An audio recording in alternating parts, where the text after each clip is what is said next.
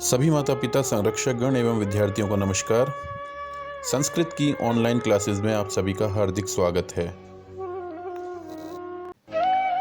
तो आज हम कक्षा 7 संस्कृत रुचिरा के द्वितीय अध्याय को प्रारंभ करने जा रहे हैं। कथा का शीर्षक है दुर्बुद्धि विनश्यति, अर्थात दुष्ट बुद्धि वाला नष्ट होता है। तो ये कहानी बेहद रोचक है। रोचक होने के साथ साथ ये हमें एक सीख भी देती है। तो आइए सबसे पहले हम कहानी के पात्रों को जान लेते हैं। इस कहानी का सबसे अहम किरदार है कंबुग्रीव, जो एक कछुआ है। और इस कंबुग्रीव के 2 हंस मित्र हैं, जिनके क्रमशः नाम हैं संकट और विकट। ये तीनों मित्र एक तालाब में रहते हैं। इस तालाब का नाम है फुल्लोत्पल। इन तीनों मित्रों में जो कछुआ है कंबुग्रीव, ये वाचाल प्रवृत्ति का है, जो बात बात पर अत्यधिक बहस करता है, बिना मतलब बोलता है। जहां इसे शांत रहना चाहिए वहां ये बढ़ चढ़ करके बोलता है। तो इसकी इस आदत के चलते इसके दोनों मित्र संकट और विकट इसको समझाते हैं कि आपकी जो ये आदतें हैं आपको बहुत भारी पड़ सकती है और इसका काफी नुकसान आपको उठाना पड़ सकता है। बार बार समझाए जाने के बाद भी कंबुग्रीव अपनी आदतों से बाज नहीं आता है।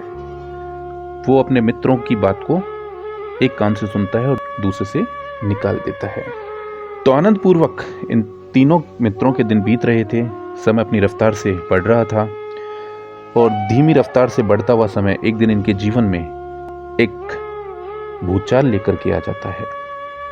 फुल्लोत्पल तालाब पर एक दिन कुछ मछुआरे आते हैं और आपस में बात करते हैं कि इस तालाब में बहुत से जलीय जीव हैं जिनको हम कल आकर के मार डालेंगे। ये सुनकर के कछुआ भयभीत हो जाता है और अपने दोनों मित्र संकट और विकट के साथ वो विचार विमर्श करने लगता है। वो उनसे पूछता है कि इस संकट की घड़ी में क्या मेरे बचने का आपके पास उपाय है? तो बहुत देर की मंत्रणा के बाद वो एक विचार पर पहुंचते हैं कि वो कहीं से भी एक लकड़ी लेकर के आएंगे। लकड़ी का एक सिरा संकट पकड़ेगा और दूसरा विकट, और बीच में से यानी लकड़ी के मध्य भाग को जो कछुआ है वो उस मध्य भाग पर लटक जाएगा। इस तरीके से दोनों हंस उस कछुए को आकाश मार्ग से होते हुए अन्य तालाब पर ले जाएंगे। तो योजना का मूल्यांकन किए जाने के पश्चात ये तय होता है कि वो इसी योजना को अंजाम देंगे। सब कुछ तय होने के बाद वो अपने काम में लग जाते हैं।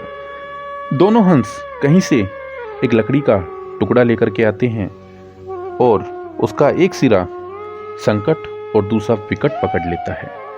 उसके मध्य भाग में जो कंबुग्रीव नामक कछुआ है वो लटक जाता है। इस प्रकार दोनों हंस उस कछुए को आकाश मार्ग से लेकर के चलते हैं। जाने से पहले हंसों ने कछुए को आगाह कर दिया था कि तुम्हारी वाचाल प्रवृत्ति अब नहीं चलनी चाहिए। यदि तुम उड़ते वक्त बीच में कहीं भी बोले जमीन पे जा गिरोगे। तो कछुआ उनको आश्वस्त करता है कि वो ऐसा नहीं करेगा। अब उनकी यात्रा शुरू है। अब नीचे मैदान में कुछ लड़के 2 हंसों को एक कछुआ लिए हुए उड़ते हुए देख रहे हैं। तो कोलाहल से वो चिल्लाने लगते हैं और जो कछुआ है वो अपनी आदत के चलते बीच में बोल जाता है कि ये किस प्रकार का शोर। जैसे ही वो बोलने के लिए अपना मुख खोलता है, उसी पल वह पृथ्वी के ऊपर धड़ाम से गिरता है और गिरने के बाद वो लड़के उसे पत्थर मार मार करके मार डालते हैं। तो इस तरीके से वाचाल प्रवृत्ति के कारण जो कछुआ है अपने अंजाम को प्राप्त होता है। तो कथा की सीख भी यही है कि जिसको बार बार समझाया जाता है, अगर वो नहीं मानता तो वो एक प्रकार का दुष्ट है और दुष्ट बुद्धि वाला अपने अंजाम को प्राप्त होता है, अर्थात नष्ट हो जाता है। तो अब हम चैप्टर को पढ़ लेते हैं। तो आइए शुरू करते हैं। ध्यानपूर्वक देखिएगा। अस्ति मगध देशे फुल्लोत्पल नाम सरह। तो मगध देश में फुल्लोत्पल नामक तालाब था। तत्र वहां संकट विकटो हंसो निवसत है। संकट और विकट नामक हंस रहते थे। कंबुग्रीव नाम कह तयो मित्रम एक कूर्मः अपि तत्रैव प्रतिवस्ति सम। तो कंबुग्रीव नामक उन दोनों का एक मित्र कछुआ भी तत्रैव वहीं पर प्रतिवस्ति सम रहता था। देखिए, प्रतिवस्ति का मतलब होता है रहता है, लेकिन जैसे ही इसके पीछे हम सम का प्रयोग कर रहे हैं तो सम वर्तमान काल का अर्थ भूतकाल में देता है और सम का प्रयोग भी लट लकार में ही किया जाता है। जैसे ही लट लकार यानी वर्तमान काल, तो जैसे ही लट लकार में हम सम का प्रयोग करते हैं तो यह भूतकाल में बदल जाता है। आगे देख लेते हैं। अथ, इसके बाद। तो अथ एकदा धीवराः तत्र आगच्छन्। एक बार मछुआरे वहां आए। ते कथयन्, वे कहने लगे, वयम श्वः मत्स्य कूर्मादीन मारिष्यामः, कि हम कल मत्स्यः मछलियों को, कूर्मः कछुओं को, आदीन इत्यादियों को, तो हम कल मछली और कछुए इत्यादियों को मार डालेंगे। एतत् श्रुत्वा कूर्मः अवदत्। एतत् श्रुत्वा, यह सुनकर के, कूर्मः कछुआ अवदत् बोला, मित्रे, हे मित्रों, किम युवाभ्याम धीवराणाम वार्ताम श्रुतः। क्या तुमने मछुआरों की बात को सुना? अधुना किम अहम करोमि, अब मैं क्या करूं? हंसो अवदताम, दोनों हंसों ने कहा, प्रातः यद उचितम तत् कर्तव्यम। प्रातः जो कुछ उचित होगा, जो कुछ करने लायक होगा, वो हम करेंगे। कूर्मः वदत्, कछुआ बोला, मैवम, इस प्रकार का तुम्हारा कहना उचित नहीं है। तद यतः अहम अन्यम रिधम गच्छामि तथा कुरुताम। जिस प्रकार मैं दूसरे तालाब में पहुंच जाऊं, इस प्रकार का उपाय करो। हंसो है वदताम, दोनों हंसों ने कहा, आवाम किम करवावे, हम दोनों क्या करें? कूर्मः वदत्, कछुआ बोला, अहम युवाभ्याम सह आकाश मार्गेण अन्यत्र गंतुम इच्छामि। मैं तुम दोनों के साथ आकाश मार्ग से दूसरे स्थान पर जाने की इच्छा करता हूं। हंसो अवदताम, दोनों हंसों ने कहा, अत्र क्या उपाय, तो इसके लिए क्या उपाय है?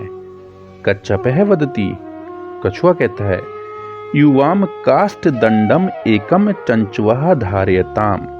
तुम लकड़ी के एक डंडे को चोंच में पकड़ लो।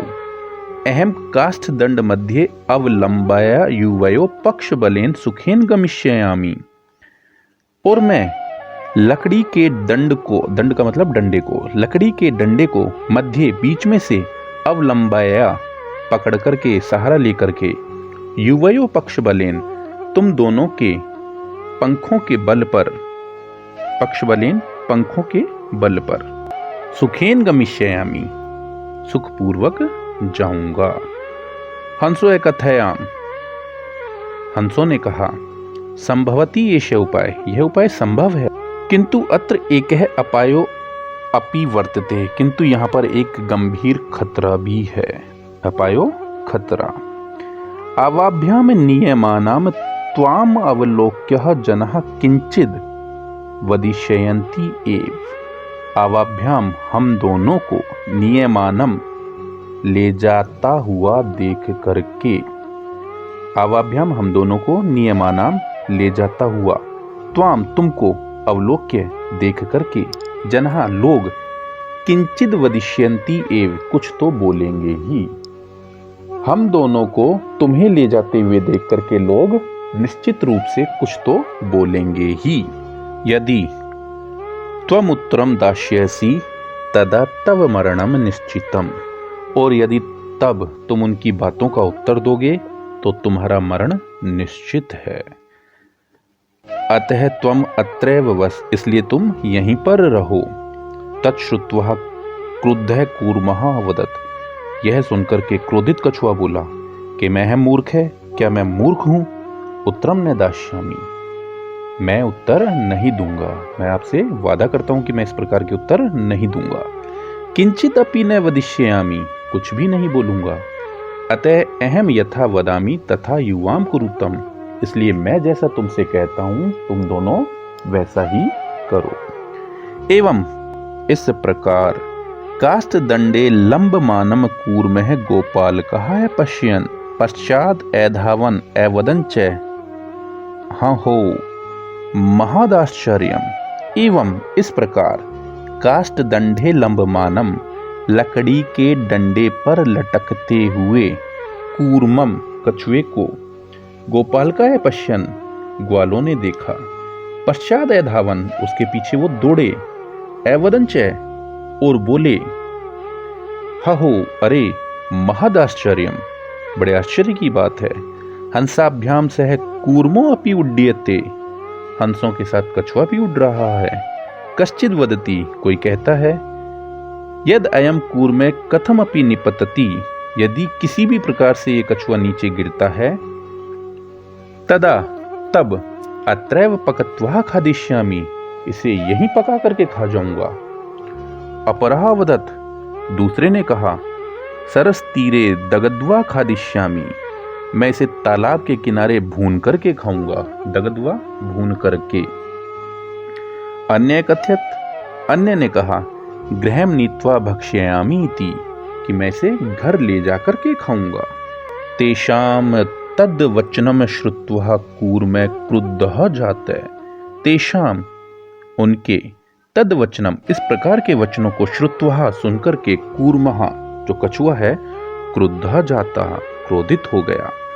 मित्राभ्याम दत्तम वचनम विस्मृत्य, मित्रों को दिए गए वचन को भुला करके, स वदत् वह बोला, यूयम भस्म खादत, तुम राख खा लो। तत्क्षणमेव कूर्मः दंडात भूमौ पतितः, और उसी क्षण वो कछुआ डंडे से छूट करके भूमि पर गिरता है। गोपालकई स मारितः, ग्वालों के द्वारा उसे मार डाला जाता है। अतः एवोक्तम, इसलिए कहा गया है, सूरिधाम हित कामानाम वाक्यम यो नाभिनंदति स कूर्म इव दुर्बुद्धि काष्ठाद भ्रष्टो विनिश्चयति। अर्थात जो व्यक्ति मित्रों और भलाई चाहने वालों की बात को नहीं मानता है, वह डंडे से गिरे हुए मूर्ख कछुए की भांति नष्ट हो जाता है। तो आज के लिए बस इतना ही।